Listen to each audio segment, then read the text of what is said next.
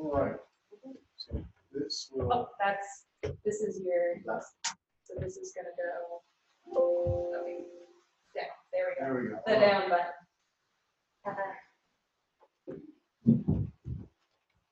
Good evening. How are you all doing? I appreciate the dedicated souls who showed up tonight to this. I'm going to go with packed house.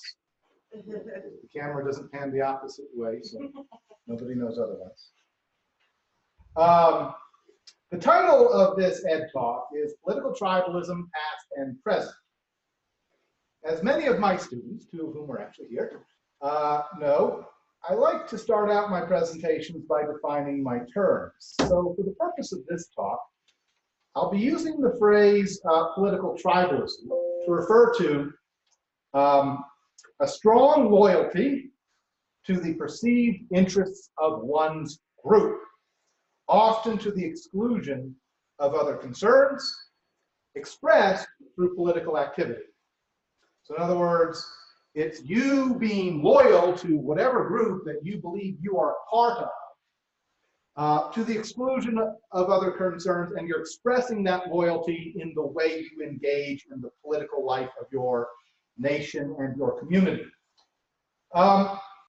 So defining it that way, let me ask you all a question. Do you all think that the United States today is a society going through a period of heightened political tribalism? Raise your hands if you think that's true. All right, that's good, because if you all said no, then I would probably close the presentation. Clearly, I would have nothing to talk about. As the 2016 presidential election made clear, and the subsequent events have reinforced, the American people are becoming increasingly divided into ideological and partisan tribes, perhaps more so than at any time in recent memory. And this can be seen in a myriad of ways. Probably the most visceral way we can see the political divide is in the type of campaign ads being run. Everybody loves those campaign ads, right? Seems they start about a year out and they just continue right up until the last hour before the polls close. Anybody here love campaign ads? One person loves campaign ads. Okay, so we have one masochist in the room. We have one sadist. We need to check her basement to see if there's any prisoners chained to the radio. I'm kidding. A study by the University of Maryland's Political Advertising Research Center found that 76% of all ads generated by the two main presidential campaigns and their associated super PACs in the 2016 election were character-based ads, meaning ads designed to promote the character and reputation of one candidate, attack the character and reputation of the other candidate, or very often do both at the same time. Somewhat surprisingly, the Maryland study found that the Trump campaign ad strategy featured somewhat fewer overt attack ads than the Clinton campaign, 35% for the Trump campaign versus just over half for the Clinton campaign. And I know that seems a little bit odd to me, but remember, we're talking about ads, not tweets, right? So just one measurement there. Somewhat less surprisingly, the study found that the dominant emotions appealed to in campaign ads on both sides were anger and fear. Anger and fear. If I polled you all and said what would be the dominant emotions stressed in political campaigns during the last presidential election, I'm probably sure anger and fear would come up pretty quickly. This type of rhetoric is not just irritating and depressing. It can also be positively dangerous because both because it affects the way we see our elected leaders and because it affects the way that we see each other. War correspondent and author Sebastian Junger points this out in one of the more poignant passages in his best-selling book, Tribe on Homecoming and Belonging, which also happens to be our campus read here at CCC, in which he said, "I know what coming back to America from a war zone is like because I've done it many times. First, there's a kind of shock at the level of comfort and affluence that we enjoy. But that is followed by the dismal realization that we live in a society that is basically at war with itself. People speak with incredible contempt about, depending on their views, the rich, the poor, the educated, the foreign born, or the entire US government. It's a level of contempt that is usually reserved for enemies in wartime, except that now it's applied to our fellow citizens. Unlike criticism, contempt is particularly toxic because it assumes a moral superiority in the speaker. Contempt is one of 4 behaviors that, statistically, can predict divorce in married couples. People who speak with contempt for one another will probably not remain united for long. Now, Younger isn't right about everything that he has to say in his book. I have a few reservations about the book myself, but on this point, his observation is backed up by a wealth of polling data from the respective party bases.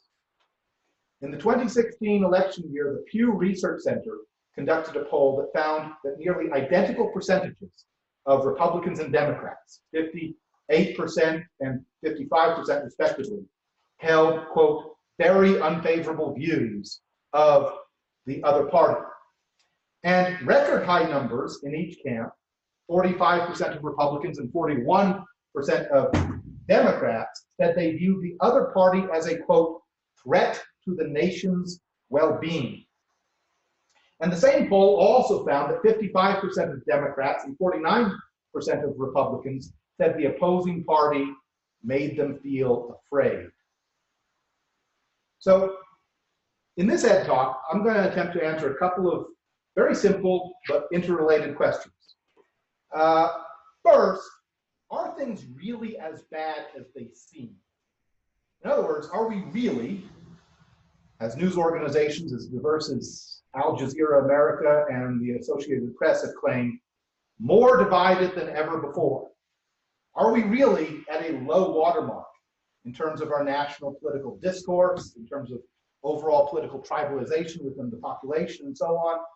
And to answer that question, I'm going to draw some useful parallels between our current situation and some other selected periods of intense political division in American history. I'm not going to cover all of US political history, obviously, but I'm going to give you 3 representative examples. The second question that I'm going to try to answer is how did you get here? In other words, to the extent that we really are at a trough in terms of both political divisions within our country and the level of political discourse, what factors brought us to this current sorry state of affairs? So,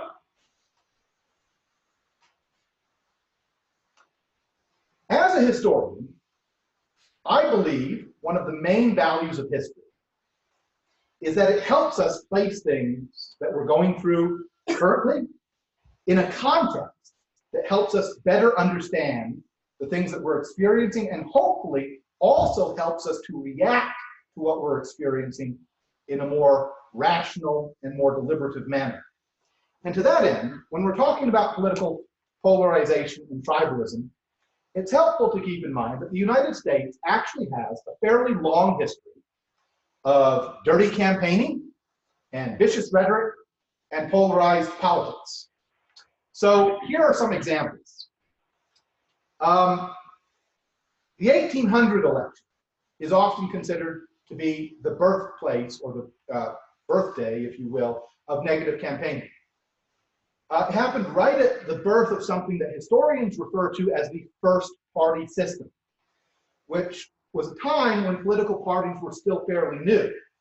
It featured 2 candidates, the Democratic-Republican candidate Thomas Jefferson versus the incumbent and Federalist candidate John Adams. John Adams had succeeded George Washington in the White House and served for 4 years, so in 1800 he was running for re-election. So what I'm going to do now is I'm going to play you a clip from Reason TV featuring a sampling of the rhetoric from that campaign. This is just a sample.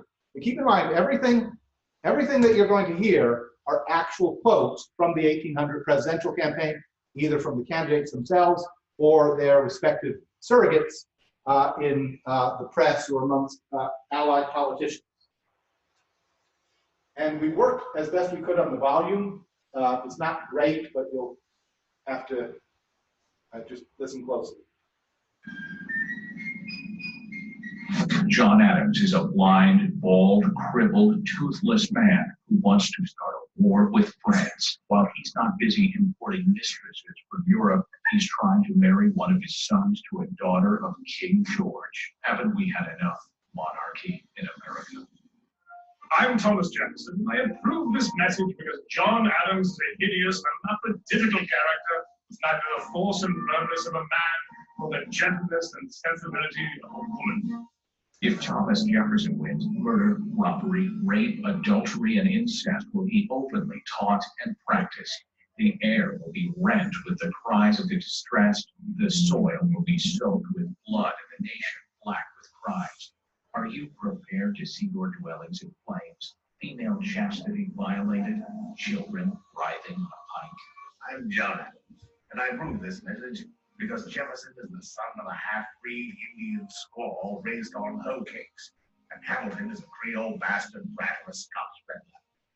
The nastiest, most negative election they've taken turning to a whole new. It seemed like a return to civility is not possible. I'm realizing after I played that clip that I probably should have given a trigger warning of some sort at the very beginning of this presentation. There's going to be some insensitive language that we wouldn't use in everyday conversation today, but it comes from historical sources that I feel are worth examining and reflecting upon. So to recap, the election of 1800, the election of the hermaphrodite who wanted to start a war with France and align himself with the British royal family versus the son of a half-breed Indian squaw who wanted to legalize murder, robbery, rape, adultery, and incest. Yeah, so now it's important to understand what drove the exceptional nastiness of the 1800 election. It was not just the emerging tradition of political partisanship, although that played a role.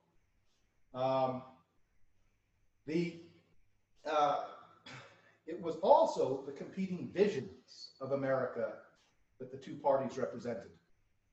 A glance at the electoral map for that year will show that the Federalists dominated the Northeast and most of what would be considered the Eastern Seaboard. In other words, they did best among the older, wealthier, more established sections of the country. The Democratic Republicans, by contrast, did better in the South and the West, in other words, in the more rural, agrarian, less settled sections of the country. And this was reflected in their policies. The Federalists envisioned a future based on trade and manufacture. So they championed measures favorable to the mercantile and business interests of the country. A national bank, a protective tariff, federal subsidies to help industry, the occasional government-backed monopoly, and high spending on internal improvements projects. By the way, I'm going to use the phrase internal improvements a couple of different times in this presentation. Internal improvements means basically infrastructure. Roads, bridges, canals, harbor improvements, etc. That's what it means.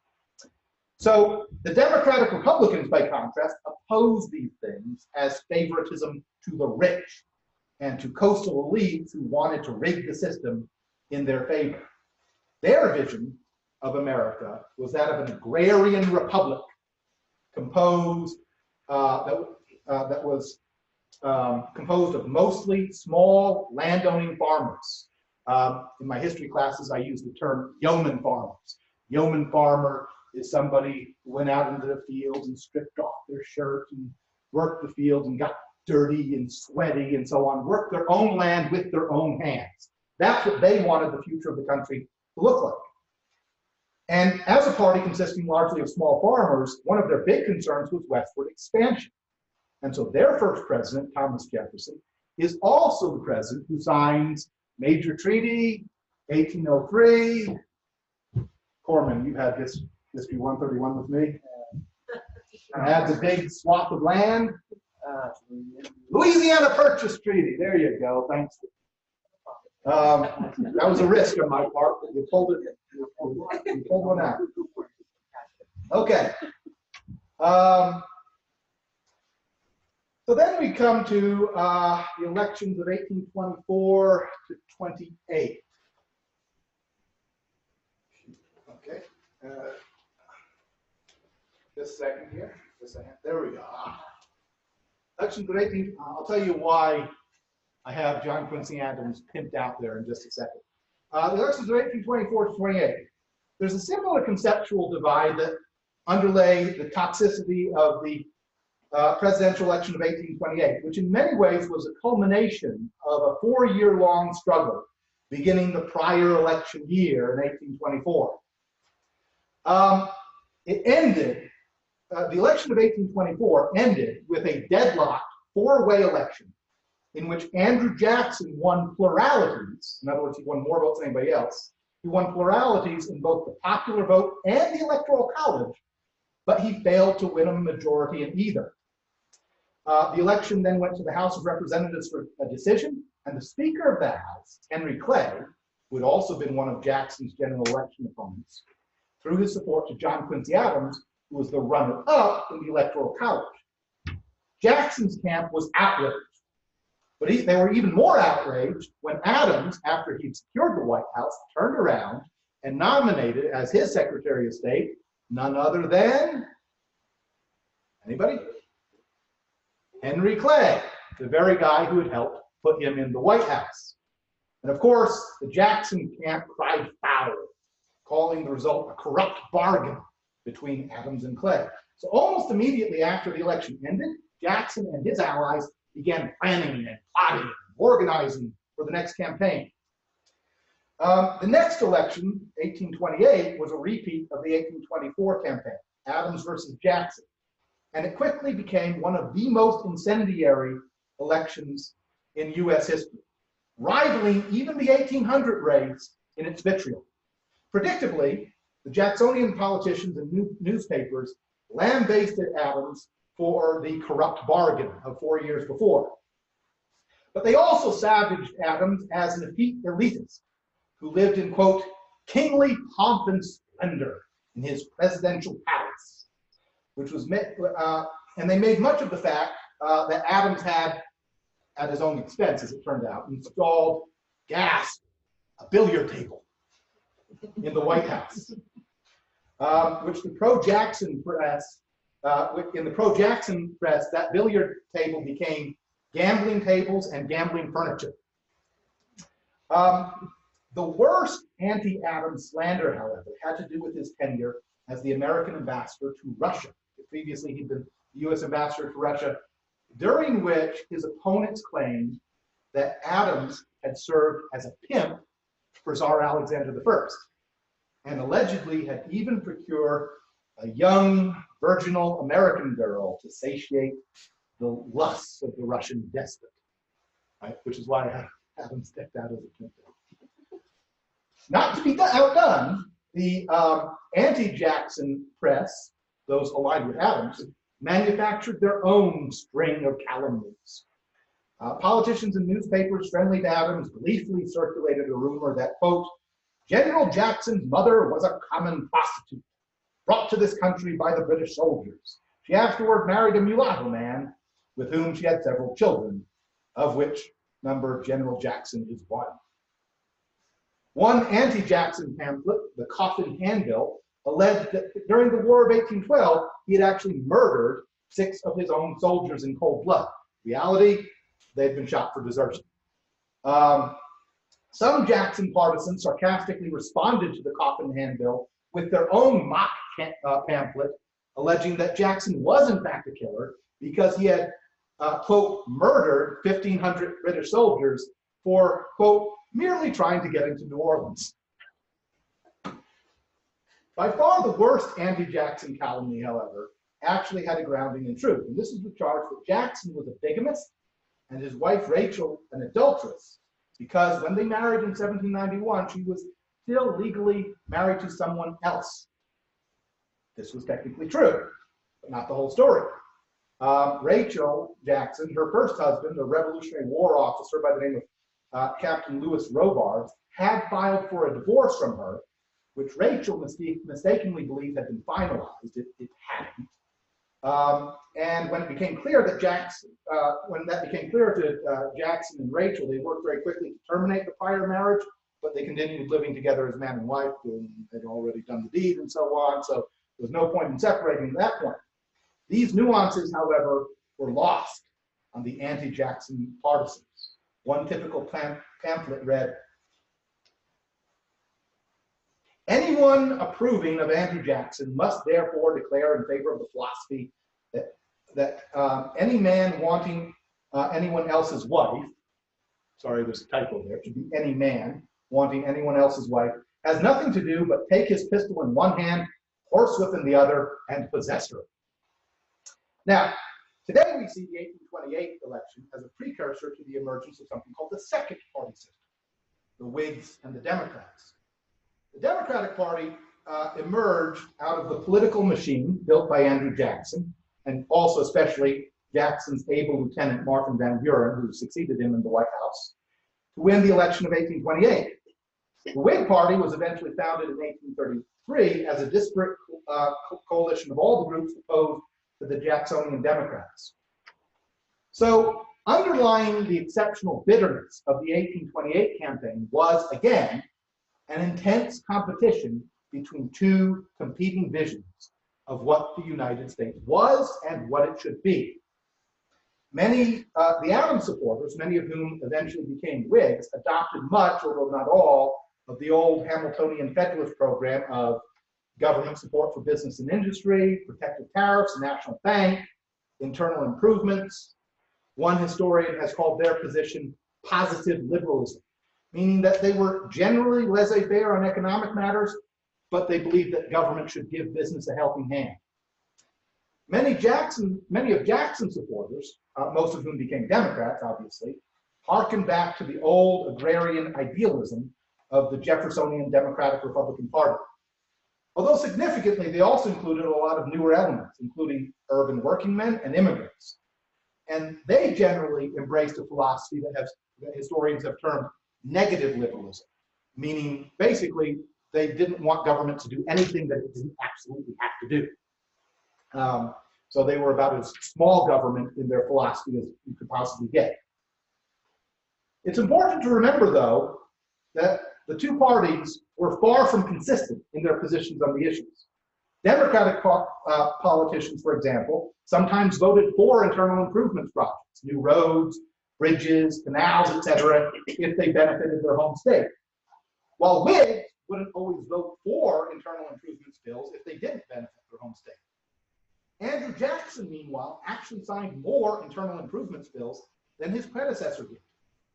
So what set the Whigs and the Democrats apart was not just policy. It was also a couple of other things. One had to do with their perception of Andrew Jackson. The Democrats, Andrew Jackson was their leader. He was their inspiration. He was a frontiersman, a war hero, a hero of the Battle of New Orleans. He was the embodiment of the kind of democratic, egalitarian society that they hoped to build. To the Whigs, Andrew Jackson was, as this political cartoon portrays, he was King Andrew I. He was a demagogue, a killer, a bigamist, not to mention a would-be tyrant and despot. But another thing that divided the Whigs and the Democrats was how they perceived each other, both themselves and each other. Under Jackson and Van Buren, the Democrats self-consciously sought to brand themselves as the common man's party, the party of the common man, the party of small farmers and artisans, and urban working men and immigrants, and so on.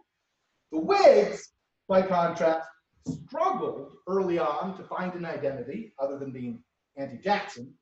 This is partly why the Whigs only won 2 presidential elections in their history, because they struggled with that. But eventually, under the leadership of their longtime congressional leader, Henry Clay, the Whigs did develop an identity of sorts as the party of business and education and infrastructure, and also what we might call moral and humanitarian reform. A lot of Whigs, for example, supported such causes as temperance. Anybody know what temperance is? What's temperance? Let me say it. No booze. No booze, right. Anti-alcohol. Also prison reform, a lot of Whigs were involved in that. And a small number even embraced such radical causes as ending the death penalty and abolishing slavery. Not many, though, not at that point. So again, they had competing visions of what the country was and what it should be. Next election, 18 should be 1860 election. Sorry, I don't know what the heck I did wrong there. Typo. Should be the 1860 election. Interesting thing about the 1860 election is that in a weird way, the 1860 election, sorry, this is going to bug me for the rest of the night if I don't correct this. Editing on the fly.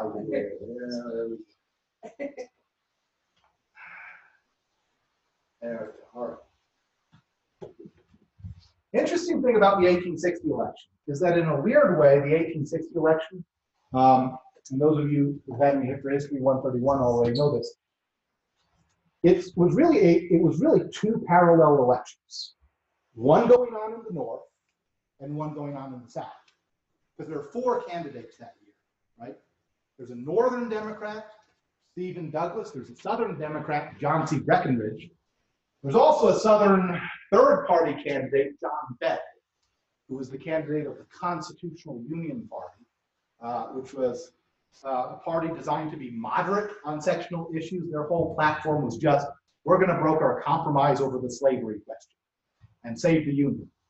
And then, of course, there was Abraham Lincoln of the Republican Party. So anyways, in the South, it's an election between the Southern fire eater and radical John C. Breckinridge of Kentucky and the Constitutional Union Party candidate John Bell of Tennessee. And in the North, it's an election featuring Republican Abraham Lincoln and his fellow Illinoisan Senator Stephen Douglas, who some of you probably know is also his debate partner from the 1858 Illinois Senate race, from which we get the term Lincoln-Douglas debates. Lincoln won that election by besting Douglas in nearly every northern state, as you can see from the map here. And of course, because the North had the most people and therefore the most electoral college votes, he won a majority in the electoral college.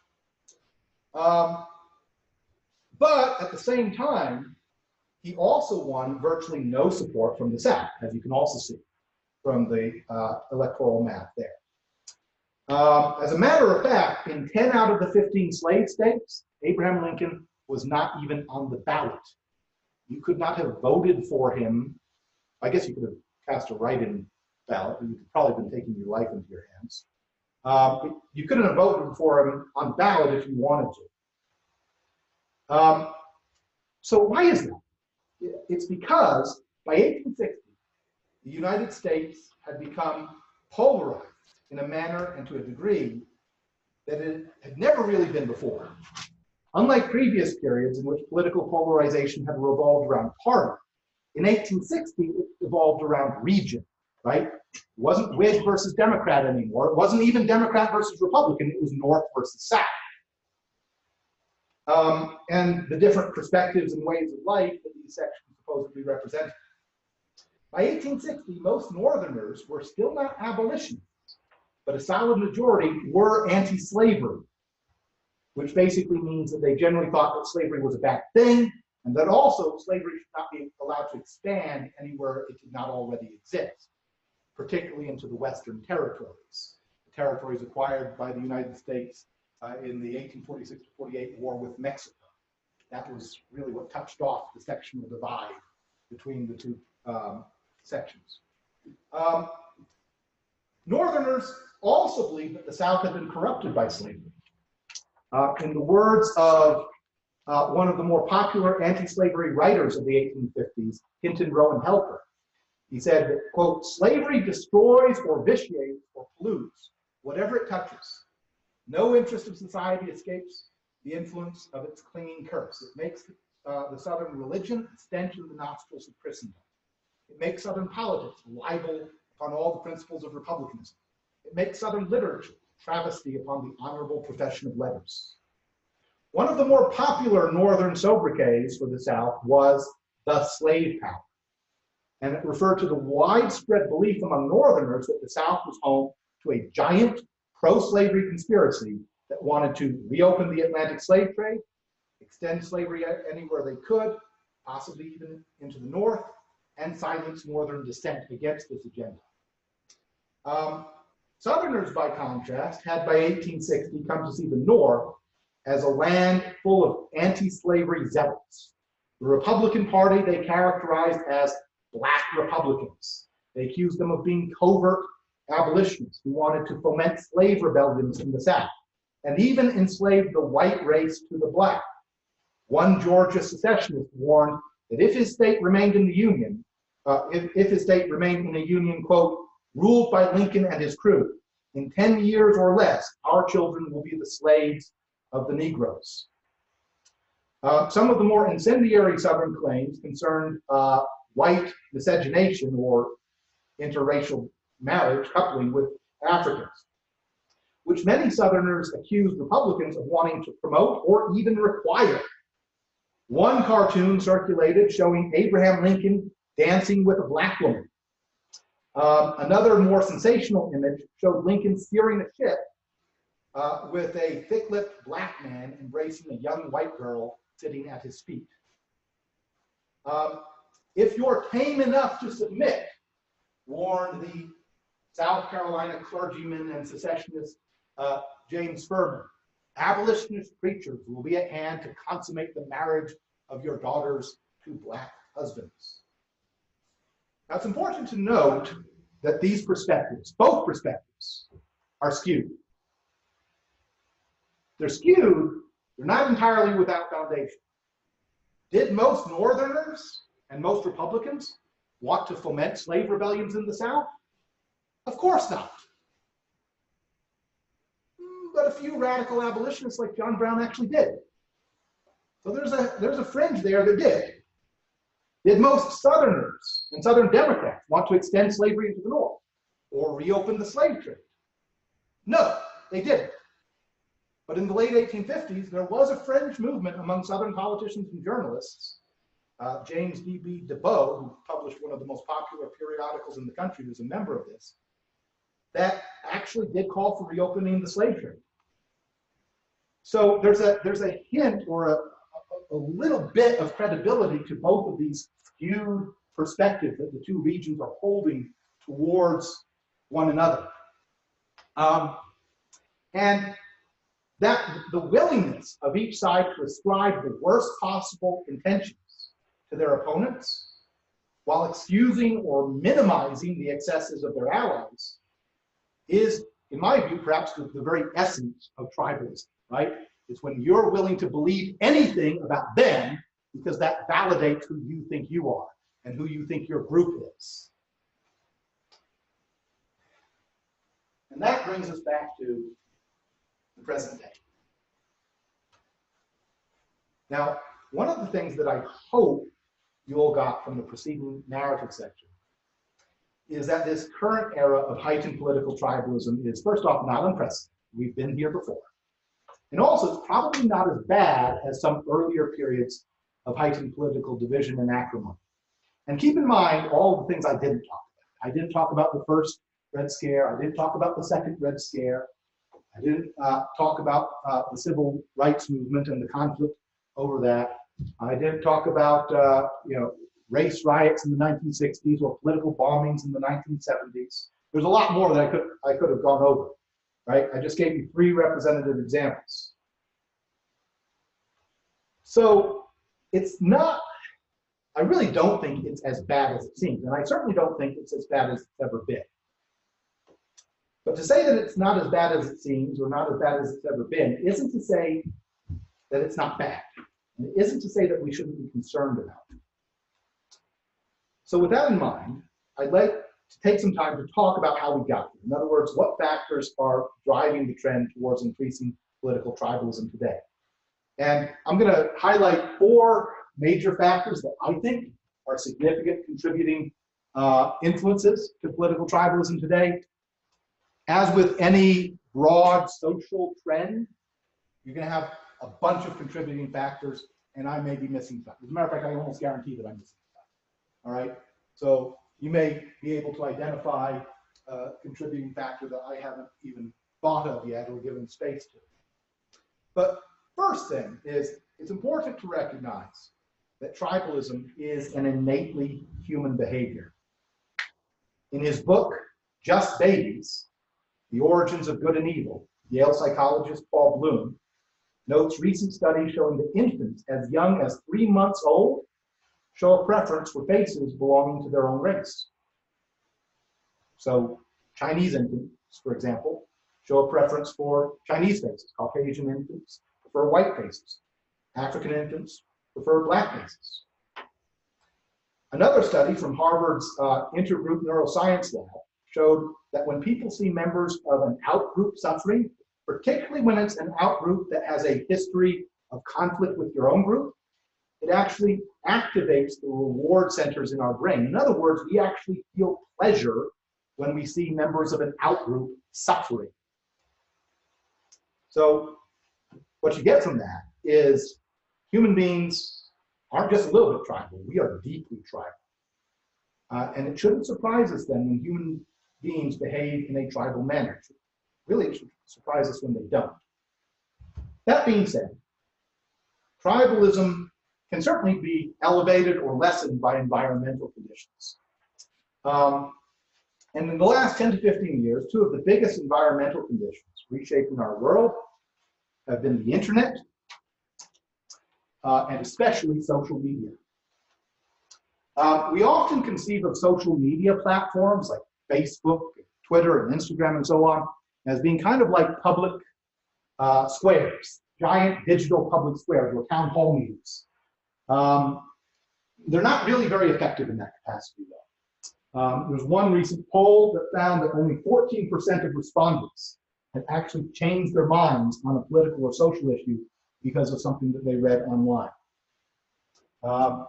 Jonathan Rausch of the Brookings Institute observed, quote, when you give people big open platforms, people tend not to use them to communicate, they tend to use them to display.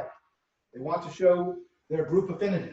We're like the tribes people, painting our faces, standing on a hillside, shaking our spears at the tribes people on the next hill. We express hostility and solidarity and insult people in order to show people who we're with. This is, at least in part, because of social media's well-known tendency to create echo chambers. One of the more interesting studies done on this comes from Laura Jackley of Stanford University Center on Democracy, Development, and the Rule of Law, which sampled some 40,000 Twitter users and broke them down on a political spectrum from far and moderate right to far and moderate left.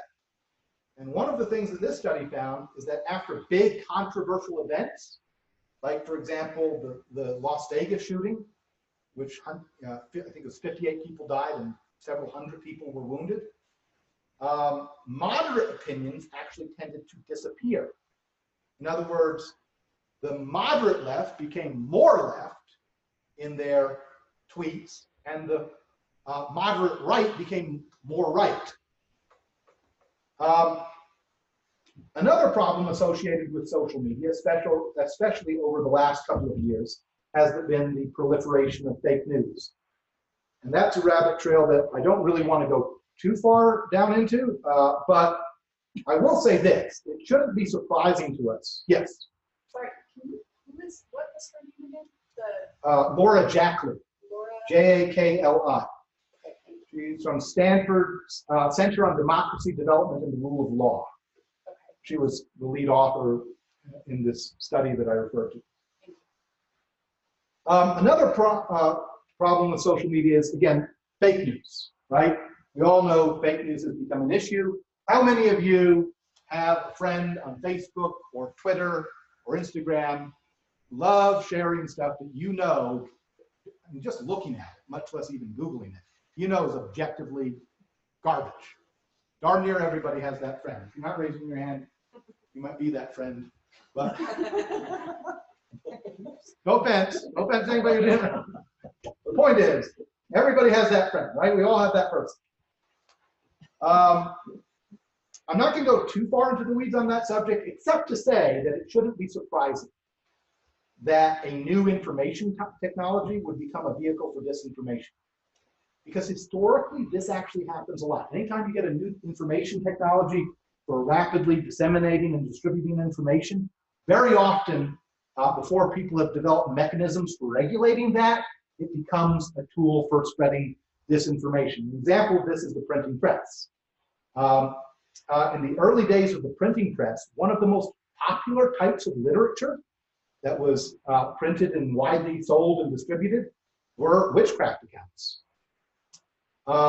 As a matter of fact, a lot of the popular imagery that we associate with witches, the pointy hats and the brooms and the cauldrons, come from woodcut engravings that accompany these witchcraft accounts, these pamphlets and books about witchery. Is that a word? Witchery? Witchcraftery? Whatever the word is. Another big factor driving political tribalism is resentment of elites. Elites, and I put elites in quotes there because obviously the precise identity of elites is very much open to interpretation.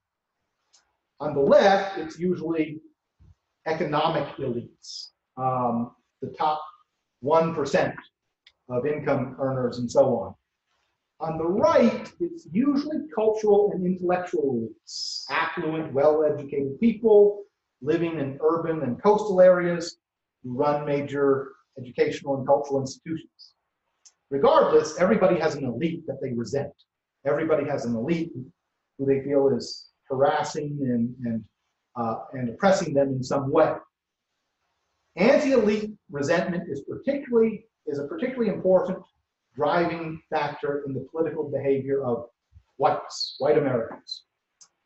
In her book, Political Tribes, Grouping, Instinct, and the Fate of Nations, Yale Law School professor Amy Chua speaks about two emerging white tribes. She calls them white tribes. One of them affluent, well-educated, and living in coastal and urban areas, and another working class, less well-educated, and living in rural and heartland areas.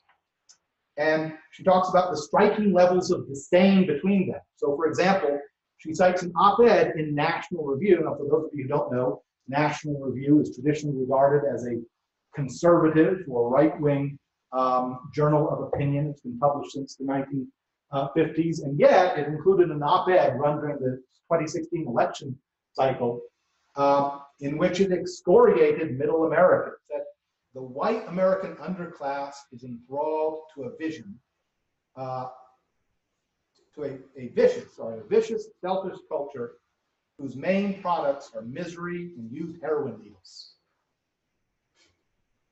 Wow. Silicon Valley executive Melinda Byerly once tweeted, one thing middle America could do to attract more educated residents is realize that no educated person wants to live in a shithole with stupid people, especially violent, racist, or misogynist ones. It's not surprising that such a shocking level of scorn would be reciprocated, and it has been. Nor is it surprising that middle American whites feel themselves scorned and disregarded, and that they'd eventually find a champion who would express their antipathy towards the elites whom they believe despise them. As Chua puts it in her book, coastal elites have become a kind of market-dominant minority from the point of view of America's heartland. And market-dominant minorities invariably end up producing democratic backlash. By the way, let me just give a 30-second aside there. Chua is famous for introducing a couple of major phrases to American political discourse.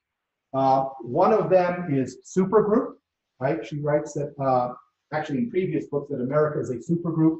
In other words, a group defined by ideals rather than racial or ethnic divisions. But that supergroup identity has been framed under the weight of tribal politics. The other phrase that she's responsible for introducing is market-dominant minority. And she actually looks at a bunch of different representative examples in her book, including Vietnam during the Vietnam War. And she says that market-dominant minorities, whenever capitalism is introduced to a new area, there are certain racial or ethnic minorities that often take advantage of that and become market dominant. In other words, they benefit disproportionately. In Vietnam, it was actually the Chinese. And that in the case of Vietnam, she ascribes the US defeat in the Vietnam War in part to the fact that they favored Chinese, ethnic Chinese within the Vietnamese community. They gave them a lot of military contracts and so on, and that created a backlash amongst the broader Vietnamese population, right? Whenever a broader ethnic group sees a small ethnic group really benefiting, disproportionately, there's resentment and bitterness towards that. Okay. The last contributing factor I want to talk about is actually something that's been going on for quite some time, and that is declining levels of membership and participation in civic and social and religious organizations. One of the first writers to tackle this subject was the political scientist Robert Putnam. In his 2000 book, Bowling Alone, The Collapse and Revival of American Community. Putnam's basic argument in Bowling Alone was that America in the last 3 to 4 decades of the 20th century had experienced a collapse in what he called its associational life. And by associational life, he means basically membership in civic and social and religious organizations like churches and charities and fraternal groups like the Elks or the Lions Club and so on. And he provides a wealth of statistical information to back this up. And this decline in associational life of the US has produced a number of negative consequences. For one thing, it leads to a decline in what sociologists call social capital. Social capital.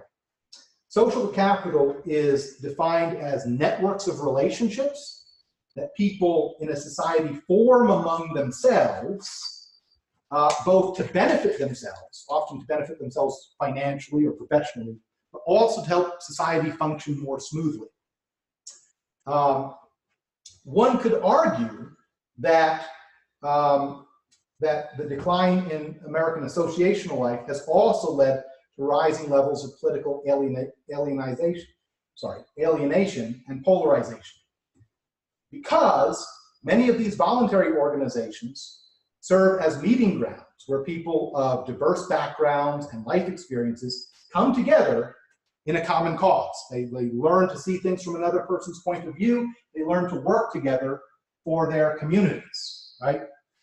So, your local PTA, for example, they're all there to try and have the best schools, to try and support the school system to the best extent they can, have the best schools for everybody's kids, right? That would be an example. So when these associations begin to decline, their membership begins to stagnate, it can decrease the number of points of contact between people of different backgrounds and different cultural and ideological perspectives, and decrease their ability to understand the points of view of people who come from a different background. Does that make sense to everybody? Okay. It should be noted, of course, that Putnam's research is rather old now, but there is plenty of evidence to suggest that the trends he documented back in 2000 have continued and perhaps intensified. Membership in the Elks, a popular charitable and fraternal organization, has in recent years declined by about 19,000 members every year. And the average age of a member of the Elks is now 65 years of age. In other words, the average member is pretty close to being eligible for Social Security. The decline in organized religion, including both church members and church attendance, which had just begun when Putnam wrote in 2000, has continued and also intensified over recent decades. So, I want to open up this presentation now to questions, but before I take your questions, I want to pose a question to you all, and that is, having defined the problem, what do we do about it? What do we do about it? I was going to have another section of this presentation in which I gave some of my major thoughts and ideas about what the potential solutions would be to political tribalism in our current context. But I ultimately decided not to include that section for two reasons. Number one, this is already plenty long. And number two, I'm not really confident in any of my own solutions that I've come up with. So thoughts, suggestions, how do we solve political tribalism in the next 15 minutes? Go ahead. I think one is teaching people to read social media as it should be read, which is to say the way that you described it, right? And to be critical when they engage with it and see it as an echo chamber, see it as a place where people sort of, make displays of solidarity with whomever. That people are using it for the purposes of display rather than discourse. Right. But I think we can use it sometimes. Yeah. And I think that's a problem. I agree. So. One of the things that I always preach online is Google every story. Yeah. Right? Yeah. Before you share, Google it or Bing it, ask Jeeves, whatever it is that you do. Right? Yeah. Not everybody wants to hear that, but I think that's an important lesson. What else? Any other thoughts, ideas? Go ahead. I'm sorry. Go ahead. Well, I think he beat you to. focus local. You need to put faces on things. So much of our social media is sort of faceless. We don't know these people. Absolutely. And so we feel empowered, to say whatever we want. Whereas you look face to face somebody, you have to, have a little bit more humility. I think that's exactly right. Yeah. And this has been widely documented. Our behavior online is not the same as our behavior in person. There's a dramatic difference in terms of tone and language and everything else. Because when you're face to face, you look for commonality first, like, good to see you, you're happy, or something. And you don't do that when you're just blasting. There's, I read something about how with the way the Facebook algorithms work, they track obviously what you like and what you ignore, and over time, it's that sound chamber thing. But there's an interesting thing, you can actually drill in there and you can look at what it identifies you as. So I actually went in there and I took off all any political affiliation so that it would quit filtering it for me, which gave me a massive headache when I started looking at it. But it was fascinating though to see what Facebook had identified as what matters to me and how it started using it to specifically make it so that I'd never quit scrolling because I only see what I want to see. And it was very, it kind of broke the spell a little bit, which was nice. Yeah, exactly what she said, right? Facebook, Twitter, Instagram, whatever the young kids are using these days. Snapchat. The one thing they all have in common is they all want your eyeballs on that platform as often as possible for as long as possible. So they're going to give you whatever it is you want, right? And it produces a very skewed vision of the world. It's one of the reasons why I also, personally, I never unfriend people.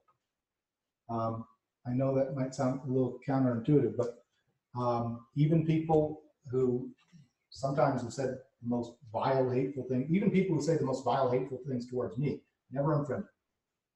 Because there might be a time when I need to hear their perspective. I'm not saying that that's what you all should do, okay? But there might be a time when I need to hear their perspective, and so maybe I'm a masochist. Maybe I like to subject myself to pain, but I do it. Any other thoughts?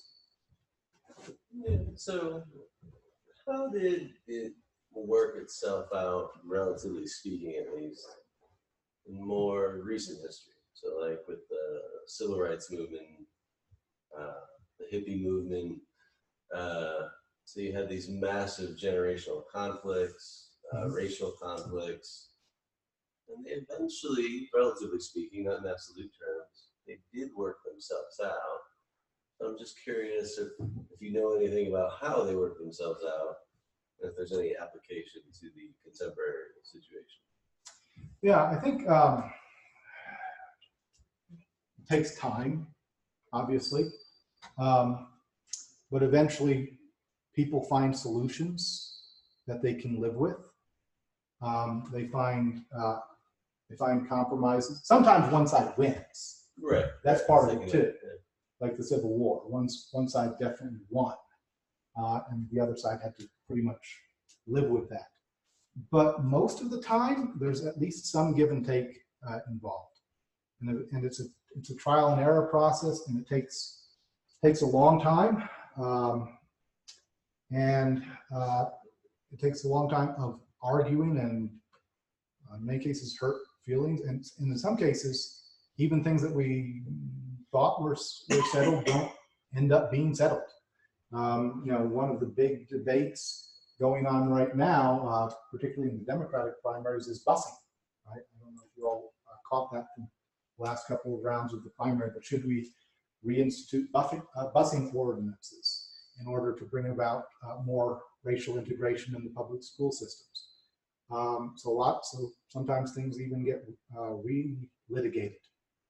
But other than it taking time, and also generational and cultural shifts eventually play a role. Once a settlement has been arrived at, even if not everybody is necessarily used to it, over time, the next generation that comes up under it regards it as normal. So in the case of integration, particularly integration in the South, right? That first generation that experienced integrated schools, they were not comfortable with it. But as time goes on, as more and more kids come up in at least a somewhat integrated school system, they become more comfortable with it, it becomes more normal to them. That's the best answer I have for you. So do you think during those times that the debates stopped, like I feel like they have now? In other words, there wasn't compromise. Sorry, can I get you to repeat the question or rephrase the question? Well, it seems like today there is no compromise. People aren't debating things and hearing the other side or seeing the other perspective. Do you think that happened during those times as well? Oh yeah, yeah. No, I so there is hope. Yes. So the debate never completely ceases. I think what often happens during periods of heightened political tribalism is that you see a lot of in-house debates, what I would think of as family quarrels or family squabbles. So right now, for example, most of the major political discourse is going on within the respective camps, right? Where they're trying to jockey for position, trying to arrive at a final solution for their camp. And then, of course, they eventually clash, and we see who wins, and we see who can get their way on certain issues. And but you saw that, for example, in the 1860s between the North and the South, right, where you had parallel elections going on, right? Lincoln versus Douglas, Breckinridge versus Bell, and eventually, but eventually, the two sides have to compete directly with one another, and that competition either creates winners and losers, or most often it creates some sort of synthesis between the two extremes. But again, it takes a long time. Yes. What do you say to people? I mean, I don't know, or what would you say to a person who says like, "Oh, we're headed towards civil war"? I mean, I've heard people say this. What would you say, or what do you say? We're not. Okay. If there's a bit of good news to come out of this, we're not. I don't think we are. At least I don't think we are. All right, I really don't think we are. Yeah. As I tell my students, I have a PhD in history, not fortune telling. Right? When they gave me the sheepskin, they did not give me a crystal ball. Right? So I can never be 100% sure about my my pronouncements for the future. But what I would say is the unique political situation that led to the Civil War does not exist today. First off, in order to have a civil war, you have to have like distinct warring territories, right? Today, the United States is politically divided in terms of geography, but it's not a regional division. It's urban versus rural, or urban versus rural, with the battlegrounds being the suburbs, right? And so you don't have two distinct territories where they can mobilize armies and stockpile weapons and eventually wage war against one another. Another thing that I think was going to keep the Civil War from breaking out is we're too darn old. We have an aging population, and generally speaking, it's younger nations that go to war with one another, or go to war with each other, I should say. It's younger nations, because civil wars take a lot of energy. It actually takes energy to go out into the field and try and kill somebody else. It's much easier to gripe and bicker on Facebook. That doesn't take a whole lot. Yes. Okay.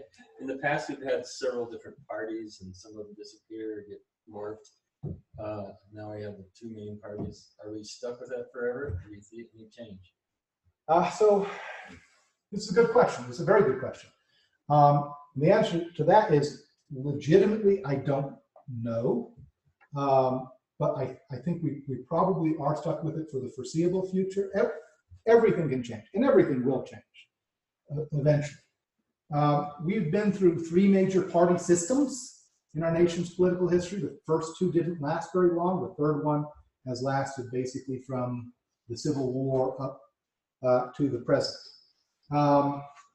You would have to have a determined third party movement with broad appeal in at least a couple of major regions of the country that would be capable of supplanting one of the other two major parties.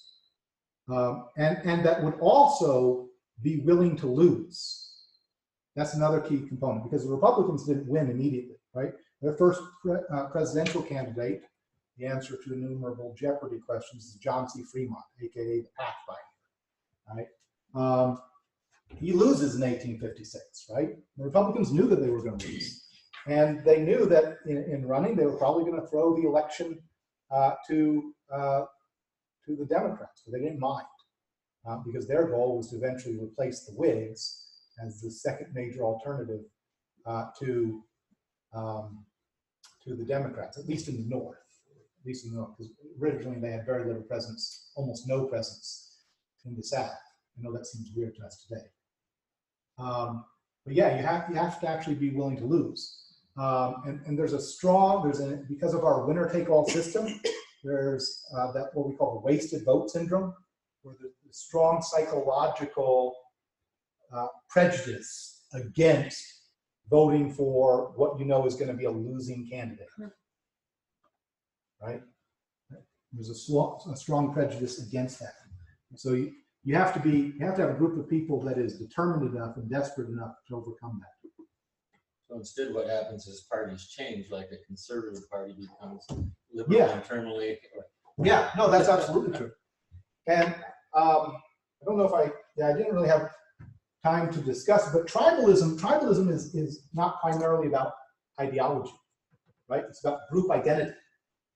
We've seen a lot of change going on within the two parties recently. You especially see this in the Republican Party, where their position on trade has almost completely flipped around, 180, right? The Republican Party of like 3-4 years ago was overwhelmingly a free trade party, as were the Democrats too, overwhelmingly a free trade party now, because they're being led by a happy trade warrior. Their position has switched on that. Democrats are also undergoing a similar process of ideological, I guess you can say, self-discovery, where they're trying to negotiate amongst themselves issues like the Green New Deal. Are we going to support that? Are we going to oppose it? What's our party's consensus going to be? So the parties themselves have to figure out what they want to be before they will eventually clash, and some sort of compromise or synthesis is achieved. Any other questions? Yes. So one thing is like bad news like travels fast, and then the good news doesn't really travel as fast. But when we bring up like a topic like global warming, everybody's like, I want to travel fast with that, and we come to roadblocks all along the way. You know, different senators will say, I'll finish this, I'll work on this, but most people, it never will happen. Maybe too much work. Yeah, I think part of that, we've got very short attention spans in this country, right? So we get very engaged on one particular issue, intensively engaged on one particular issue, but then something happens to shift our focus, and all the people who are politically engaged then shift on to the next thing. So yeah, to achieve real change, it requires a lot of discipline and a lot of focus and commitment to a particular cause. I think that's absolutely true. Is that kind of what you were getting at? Yeah. Okay. Any other questions? Yeah, just thought on your decline of civic participation. So it seems like a lot of the civic institutions that remain intact, they themselves are a bit polarized. So for example, was the evangelicals who were Trump's base. Yeah. So I'm just curious about the interplay of those two factors. It doesn't seem like being engaged communal group activities necessarily detribalizes a person. It seems like intuitively it would just unite them to that group. Yeah. So I'm curious if it's just like the alienated loner who has a proneness to extreme views. So what's important is they're not attached to any group. So they feel a little bit desperate, and then they resonate with these extreme ideologies. Yeah, I think that's true. In his book, Putnam made a distinction between two different types of social capital. One he called building capital, and the other he called bridging capital, right? So building capital would be social capital that's built up within organizations that are primarily inwardly focused. So churches could be an example of that, although in certain sections of his, one of the books that I read for this presentation, in certain sections of the book he actually defends religious organizations as being, prone to promoting charitable activity and civic engagement in other types of organizations. But for the most part, religious groups focus on building capital. And so then it's other types of groups that create bridging capital, that build connections between different constituencies. And again, this book came out in 2000, so we're talking about almost 20 years ago now. But one of the observations that he made is that the types of organizations that were most effective at building bridging capital, those were the ones being hardest hit by the decline in the associational life of the country, particularly fraternal organizations, charitable organizations. These are the types of groups where you are most often to see people of different party, different partisan identities or different cultural or ethnic backgrounds coming together and working together for a common goal. Parent-teacher associations are another one. So you're right. I think you do have to make a distinction between those two different types of groups.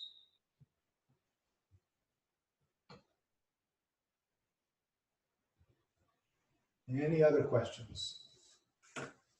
Thank you all for coming out on a Tuesday evening. I hope I've lived up to your all's expectations, answered your questions to the best of my ability. Thank you to my students, my 4 students who showed up from my humanities class.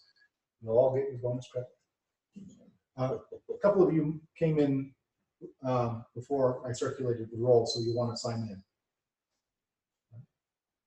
Thanks very much.